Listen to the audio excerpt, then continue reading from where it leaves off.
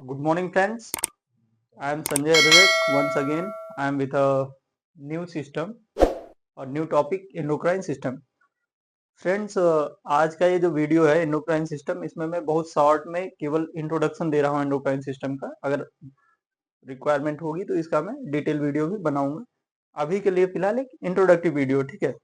जब endocrine system की बात करते हैं तो endocrine system is the system, देखिए, endocrine system is made up of several glands. These glands secretes hormones. ठीक है।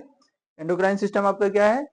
endocrine system एक ऐसा सिस्टम है जो कुछ सेवरल ग्लैंड से मिलके बना हुआ है और ये ग्लैंड्स क्या करती हैं? हार्मोन प्रोड्यूस करती हैं। Simple, endocrine system is made up of several glands. These glands secretes hormones that control many important function in our body. Hormones क्या करते हैं? हमारी बॉडी में बहुत सारे इंपॉर्टेंट फंक्शन को कंट्रोल करते हैं। तो ये एंडोक्राइन सिस्टम हो जाता है आपका एंडोक्राइन सिस्टम। अब आगे अगर मैं थोड़ा सा इसको बात करूं, ग्लैंड्स क्या है? क्योंकि ग्लैंड्स की बात किया मैंने, एंडोक्राइन सिस्टम क्या है? Such glands, group of such glands. Endocrine system में कुछ ग्लैंड्स हैं जो हार्मोन्स को प्रोड्यूस कर रहे हैं। तो ग्लैंड्स क्या होते हैं? Glands are such organs in our body that produces and secretes chemical substances. Glands हमारी बॉडी में ऐसे ऑर्गन्स होते हैं जो कुछ केमिकल सब्सटेंस को प्रोड्यूस करते हैं और सीक्रेट करते हैं। अब ये केमिकल सब्सटेंसेस दो तरह के हो सकते हैं आपके, हार्मोन्स हो सकते हैं या फिर एंजाइम्स हो सकते हैं, ठीक है।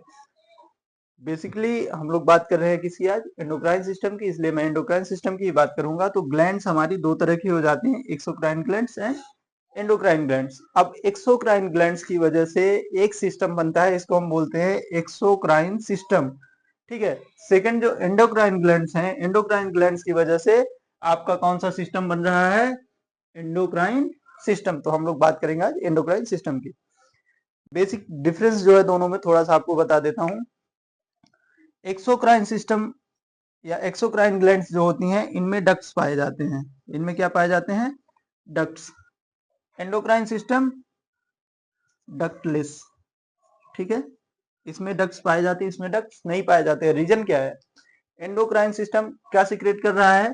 हार्मोन। एंडोक्राइन सिस्टम केवल और केवल हार्मोन का सिक्रेशन करेगा, बाकी किसी चीज की सिक्रेशन नहीं करेगा।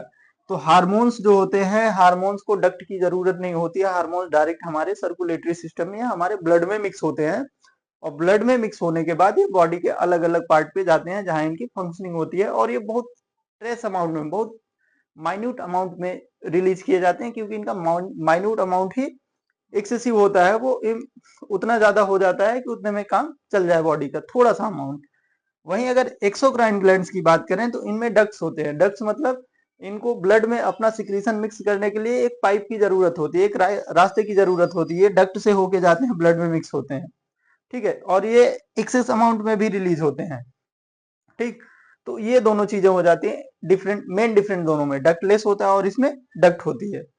अब आगे बात करते हैं हम लोग एंडोक्राइन सिस्टम का, और एंडोक्राइन सिस्टम में कौन कौन सी आपकी ग्लैंड्स पाई जाती हैं, क्योंकि ग्लैंड्स का ही जो सिस्टम है उसी को एंडोक्राइन सिस्टम बोल। ग्लैंड्स की बात की हमने कि इतने तरह की ग्लैंड्स होती हैं, दो सिस्टम हो गए, एंडोक्राइन एक्सोक्राइन। अब मैंने एक बात कहा कि जहां पे भी हार्मोन का सिक्रेशन हो रहा है वहां पे एंडोक्राइन सिस्टम है।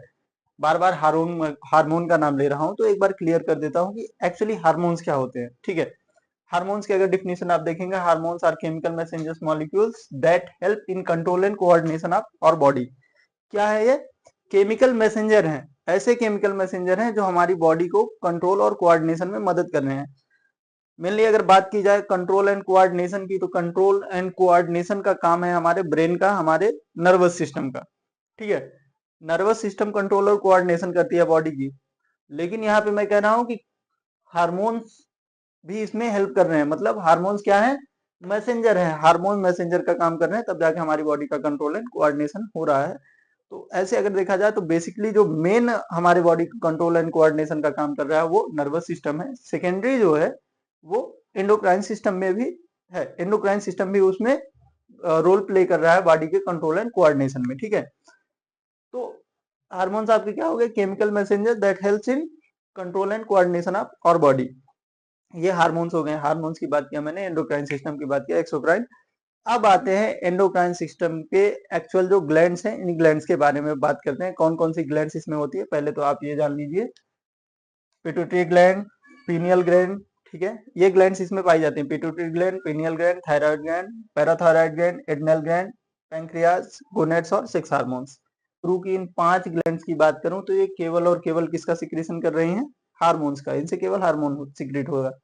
लेकिन ये जो ग्लैंड्स हैं, ये दोनों ग्लैंड्स ये मिक्स ग्लैंड्स होती हैं। ये एज ए एंडोक्राइन सिस्टम भी काम करती हैं, एज ए एक्सोक्राइन सिस्टम भी काम करती है, दोनों तरह से काम करते हैं, इसलिए इनको क्या बोलते हैं? मिक्स ग्लैंड बोलते हैं। इनकी फंक्शनिंग भी अलग अलग होती है, जहाँ पे एक्सोक्राइन का काम करना है वहां पे एक्सोक्राइन का काम कर रही है, मतलब एंजाइम्स को रिलीज कर रही है, और जहाँ पे एंडोक्राइन का काम है वहां पे एंडोक्राइन का काम कर रही है। ठीक है फ्रेंड, तो पिट्यूटरी ग्लैंड की जब बात करते हैं तो पिट्यूटरी ग्लैंड का बेसिकली फंक्शन क्या होता है, लोकेशन क्या होता है? अब देखिए, पहली बात तो पिट्यूटरी ग्लैंड जो है आपकी क्या है? स्मॉलेस्ट इंडोक्राइन ग्लैंड है। जितनी भी इंडोक्राइन ग्लैंड्स है, सब ग्लैंड में सबसे छोटी जो इंडोक्राइन ग्लैंड है वो आपकी पिट्यूटरी ग्लैंड है, स्मॉलेस्ट इंडोक्राइन ग्लैंड। लोकेशन की अगर बात करें, cranial cavity and connected with hypothalamus, brain के क्रेनियल कैविटी में पाया जाता है, हमारे क्रेनियल कैविटी में होता है, और हाइपोथैलेमस से लगा हुआ होता है। हाइपोथैलेमस से लगा हुआ होता है, इसका एक रोल है, अभी बताता हूँ क्या रोल है। ठीक है, फंक्शन की अगर बात करें तो पिट्यूटरी ग्लैंड आपका control all the functions of all other endocrine gland and दस इज कॉल्ड मास्टर ग्लैंड। जितनी भी आपकी इंडोक्राइन ग्लैंड्स हैं, सारी इंडोक्राइन ग्लैंड्स को कंट्रोल करने का काम करता है आपका पिट्यूटरी ग्लैंड, हिंदी में इसको पीयूष ग्रंथि बोलते हैं। ठीक है, तो पिट्यूटरी ग्लैंड सारी ग्लैंड को कंट्रोल करने का काम करता है, इसलिए इसको क्या बोलते हैं? Master gland. ठीक है, और इटसेल्फ कंट्रोल्ड बाय हाइपोथैलेमस। ये खुद किससे कंट्रोल होता है?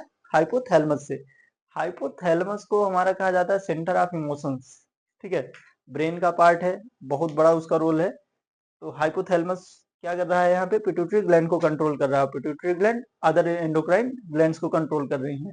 तो इस तरह से ये ब्रेन से कनेक्टेड हुआ। अभी जो मैंने शुरू में बोला था कि ब्रेन जो है वो कोऑर्डिनेशन एंड कंट्रोल का काम करती है बॉडी का, लेकिन वो प्राइमरी फंक्शन करती है, सेकेंडरी फंक्शन जो कोऑर्डिनेशन एंड कंट्रोल का करता है वो कौन करता है? Endocrine system. तो एंडोक्राइन सिस्टम यहाँ से हो रहा है। हाइपोथैलेमस हमारा क्या कर रहा है? नर्वस सिस्टम इंपल्स जनरेट कर रहा है, नर्वस सिस्टम इंपल्स जनरेट करता है, हाइपोथैलेमस को भेजता है, फिर हाइपोथैलेमस ऑर्डर देता है। किसको ऑर्डर देता है? पिट्यूटरी ग्लैंड को, कि फला जगह पे फला हार्मोन की जरूरत है। तब जाके पिट्यूटरी ग्लैंड क्या करती है? जो इसकी और ग्लैंड्स हैं उनको ऑर्डर करता है या फिर उन पे रिस्पॉन्स करता है, तब हार्मोन्स सीक्रेट होता है। तो ये पूरा फंक्शनिंग होती है, उतना डिटेल में जाना नहीं हम लोगों को। तो पिट्यूटरी ग्लैंड क्या कर रहा है? अदर ग्लैंड्स को कंट्रोल कर रहा है, अदर इंडोक्राइन ग्लैंड्स को कंट्रोल कर रहा है, और खुद कंट्रोल हो रहा है किससे? हाइपोथैलेमस से। और इसके अलावा फंक्शन क्या कर रहा है कंट्रोल करने के अलावा? Pituitary gland controls growth, metabolism, sexual maturation, reproduction, blood pressure etcetera. इतनी चीजों को पिट्यूटरी ग्लैंड कंट्रोल करने का काम करता है। तो ये हो जाता है रोल किसका? पिट्यूटरी ग्लैंड्स और मास्टर ग्लैंड्स का। ठीक है, pituitary gland controls growth, metabolism, sexual maturation, आप लोग समझ रहे होंगे अच्छे से। ठीक है, रिप्रोडक्शन, ब्लड प्रेशर एटसेट्रा। तो जो सेकेंड ग्लैंड आ जाती है हमारी, वो हो जाती है आपकी पीनियल ग्लैंड, या फिर इसको कुछ लोग पाइनियल ग्लैंड भी बोलते हैं। अब पीनियल ग्लैंड का क्या रोल होता है एंडोक्राइन सिस्टम में? पहले तो इसको थर्ड आई के नाम से भी जाना जाता है, पीनियल ग्लैंड को थर्ड आई भी बोलते हैं। ठीक है, और लोकेशन इसका जो होता है इपिथैलेमस इन क्रेनियल कैविटी। क्रेनियल कैविटी में इपिथैलेमस नाम का एक ऑर्गन होता है जिसमें ये पाया जाता है। ठीक है, अब इपिथैलेमस कहाँ पे होता है आपका? Epithalamus where two halfs of brain join, जहाँ पे ब्रेन के दो हाफ्स मिलते हैं वहां पे इपिथैलेमस आपका प्रेजेंट होता है, और इपिथैलेमस में ही आपका पीनियल ग्लैंड पाई जाती है। पीनियल ग्लैंड का बेसिकली फंक्शन क्या है? Secretes melatonin hormone. अब देखिए, बड़ा इंपॉर्टेंट हार्मोन है मेलेटोनिन। मेलेटोनिन हार्मोन जो है, इसका फंक्शन क्या है? ये हमारी नींद को रेगुलेट करता है, स्लीप को रेगुलेट करता है। इसको स्लीपिंग हार्मोन भी बोलते हैं। मेलाटोनिन को क्या बोलते हैं? Sleeping hormone. Secretes melatonin hormone which helps to regulate our body circadian rhythm. अब ये जो सेकंड थिंग आ रही है, सार्केडियम रिदम। सार्केडियम रिदम क्या होती है? हमारी बॉडी में एक बायोलॉजिकल क्लॉक होती है, हमारे ब्रेन में बायोलॉजिकल क्लॉक होती है। बायोलॉजिकल क्लॉक का मतलब ऐसी कोई घड़ी नहीं लगी है जिसमें आप सिर लगा के उसको रेगुलेट कर रहे हो।